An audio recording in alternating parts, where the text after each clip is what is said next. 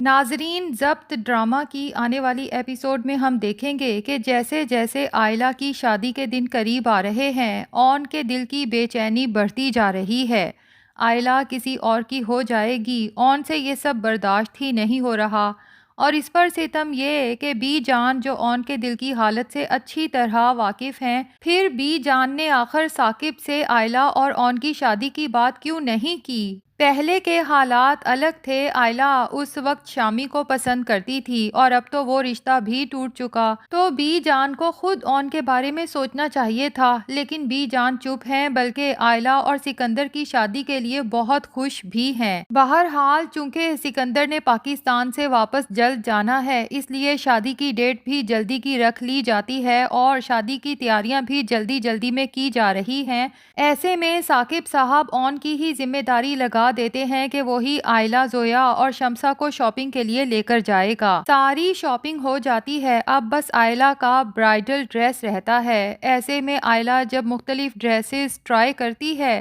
تو اون جو پیچھے کھڑا آئلہ کو شیشے میں سے دیکھ رہا ہے، آئلہ ریڈ کلر کا دوپٹہ اپنے سر پہ لیتی ہے تو اون کو وہ آئلہ پر بہت اچھا لگتا ہے اور وہ اپنے جذبات قابو میں نہیں رکھ پاتا تو آئلہ کی تعریف کر دیتا ہے کہ یہی ڈریس آپ پر اچھا لگے گا، اور یہی وہ لمحہ ہوتا ہے جب زویا ایک نظر میں پہچان جاتی ہے کہ اون بھائی آئلہ سے محبت کرنے لگے ہیں۔ اب گھر جا کے جب دونوں بہنیں سونے کے لیے لیٹتی ہیں تو زویا کے منہ سے یہ بات نکل جاتی ہے کہ مجھے لگتا ہے اون بھائی تم سے محبت کرتے ہیں، لیکن آئلہ شامی کی بے وفائی کے بعد محبت کے نام سے بھی چڑنے لگی ہے۔ تبھی زویا سے صاف کہتی ہے کہ مرد کسی سے محبت نہیں کرتا، وہ صرف ڈرامے بازی کرتا ہے۔ دنیا کے سارے مرد ایک جیسے ہوتے ہیں، جب تک عورت ان کی دست رس میں نہ آ جائے محبت کا ڈھونگ رچاتے ہیں، اور جیسے ہی وہ عورت انہیں مل جاتی ہے تو مرد اپنی اصلیت دکھا دیتے ہیں۔ چونکہ آئلہ نے صرف شامی جیسے مرد کو دیکھا ہے تو اسے لگتا ہے کہ شاید دنیا کے تمام مرد شامی جیسے ہی ڈرپوک اور موقع کا فائدہ اٹھانے والے ہوتے ہیں، لیکن یہاں پر آئلہ یہ بات کیسے بھول گئی کہ جب شامی کی وجہ سے ہی وہ مشکلات کا شکار تھی تو یہی اون تھا جو ہر مشکل میں آئلہ کے ساتھ تھا۔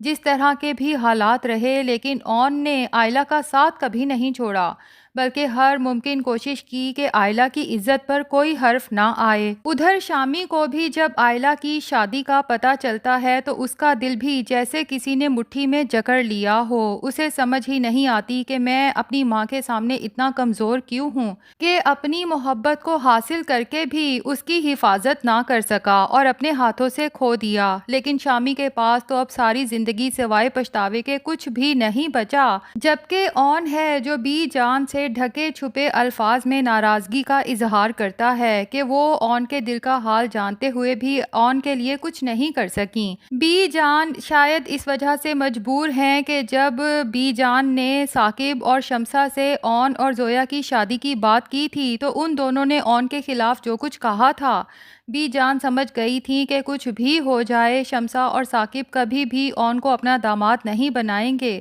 تبھی بی جان کی جرت نہیں ہوئی، ورنہ آئلہ اور شامی کی طلاق کے بعد شاید وہ اون اور آئلہ کی شادی کی بات کرتیں، لیکن بی جان کو اون کا بار بار اس گھر میں بے عزت ہونا بھی تو پسند نہیں۔ ادھر آئلہ اگلے دن اون کو جب اداس پریشان بیٹھا دیکھتی ہے تو ڈھکے چھپے الفاظ میں اون سے کہہ دیتی ہے کہ میں اچھی طرح سے جانتی ہوں کہ تم کیوں اداس ہو، لیکن اس سب کا کوئی فائدہ نہیں، اور تم اچھے سے جانتے ہو کہ رملہ تمہیں پسند کرتی ہے۔ اون آئلہ سے کہتا ہے کہ کچھ زیادہ ہی جاننے لگی ہو تم مجھے، تو آئلہ بھی نظریں چراتے ہوئے کہتی ہے کہ اس میں غلط کیا ہے؟ تو اون کہتا ہے غلط تو کچھ بھی نہیں، ہاں صرف دکھ ہے وہ اس بات کا کہ سب کچھ جانتے ہوئے بھی آخر تم انجان کیوں ہو۔ بہرحال بی جان جو آئلہ اور سکندر کی شادی پہ اون کی ماں کو بھی انوائٹ کرتی ہیں، جبکہ اون زندگی میں کبھی اپنی ماں کو دیکھنا نہیں چاہتا تو وہ بی جان کے ساتھ غصہ ہوتا ہے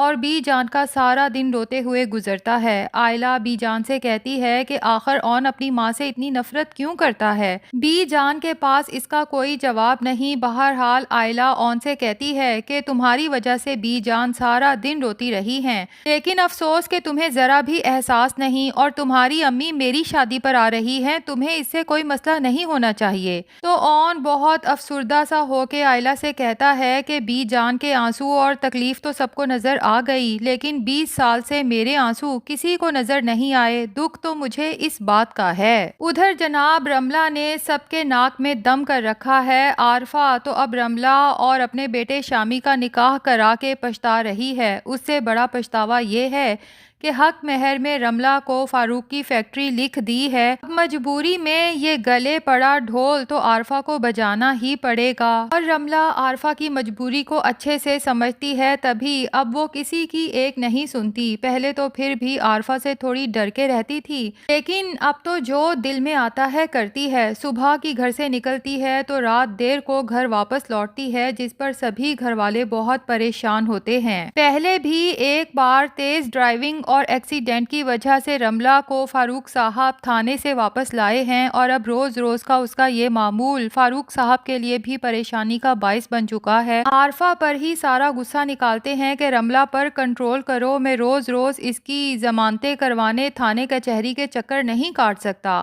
اور پھر یاد دلاتے ہیں کہ آئلہ کے معاملے میں تو عارفہ چھوٹی چھوٹی باتوں پر گھر میں کچہری کھول کے بیٹھ جاتی تھی، اور آئلہ کو ہر آئے دن کٹہرے میں کھڑا ہونا پڑتا تھا۔ لیکن رملہ کی دفعہ عارفہ نے کیا اپنی آنکھیں بند کر لی ہیں؟ رملہ جس طرح کی ڈریسنگ کر کے گھر سے نکلتی ہے، اس سے صاف نظر آتا ہے کہ رملہ کی حرکتیں ٹھیک نہیں ہیں۔ تبھی غصے میں آ کے کہتے ہیں کہ شامی کو فوراً واپس بلاؤ اور رملہ کی رخصتی کرو تاکہ شامی خود اس مصیبت کو سنبھالے، جبکہ رملہ یہ سب کچھ اپنی دوست کے کہنے پہ کر رہی ہے، کیونکہ اس کی دوست اسے سمجھاتی ہے کہ کبھی بھی خود خلا مت لینا، ایسے میں تمہیں ان لوگوں کی فیکٹری واپس کرنا پڑے گی، پھر تمہارے پاس رہ ہی کیا جائے گا، تمہارا باپ تو تمہیں اپنے پاس واپس رکھنے کو تیار نہیں، ان لوگوں کے اتنا ناک میں دم کر دو کہ یہ خود شامی سے کہیں تمہیں طلاق دینے کا، پھر فیکٹری بھی تمہارے پاس رہے گی اور تم جس سے چاہو شادی کر سکتی ہو، اپنی محبت اون کو واپس حاصل کرنے کی ایک اور کوشش بھی کر سکتی ہو۔ خیر اب عارفہ اگلے دن اپنی ملازمہ سروری کے ساتھ سب ڈسکس کرتی ہیں اور سوچتی ہیں کہ میں نے کیا مصیبت گلے باندھ لی، پورے خاندان میں اس رملہ کی وجہ سے میری کتنی انسلٹ ہو رہی ہے۔ اور ادھر بی جان آئلہ کے لیے اچھا رشتہ بھی دیکھ چکی ہیں، سنا ہے لڑکا بہت اچھا کماتا ہے اور آگے پیچھے کوئی ساس نند کا جھنجھٹ بھی نہیں ہے، لیکن سروری جو پہلے ہی کوئی تیر چلا چکی ہے عارفہ کو تسلی دیتی ہے کہ آپ بے فکر ہو جائیں،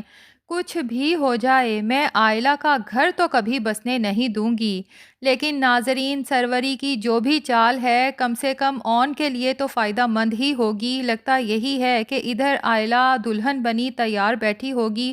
قاضی صاحب بھی نکاح پڑھانے کے لیے آ جائیں گے، لیکن سکندر جب اپنے باپ کے ساتھ بارات لے کر پہنچے گا تو سروری راستے میں ہی سکندر کو آئلہ کے خلاف کچھ ایسا بھڑکائے گی کہ وہیں سے وہ لوگ واپس لوٹ جائیں گے اور نکاح کرنے سے صاف انکار کر دیں گے۔ اب ایسے میں ثاقب صاحب کو اپنی عزت بچانے کے لیے اون کے پاؤں پکڑنا پڑیں گے کہ خدا کے لیے میری بیٹی سے نکاح کر لو، تو بھائی اون کو بھلا اور کیا چاہیے، اون کی دعا یوں قبول ہو جائے گی اس نے تو کبھی سوچا بھی نہیں تھا۔ تو یہ تو ہماری پریڈکشن تھی۔ ناظرین آپ کو کیا لگتا ہے، کیا سکندر عین ٹائم پہ آئلہ سے نکاح سے انکار کرے گا، اور کیا مجبوری کے تحت اون اور آئلہ کا نکاح کرنا پڑے گا یا نہیں؟ کمنٹس میں ضرور بتائیں۔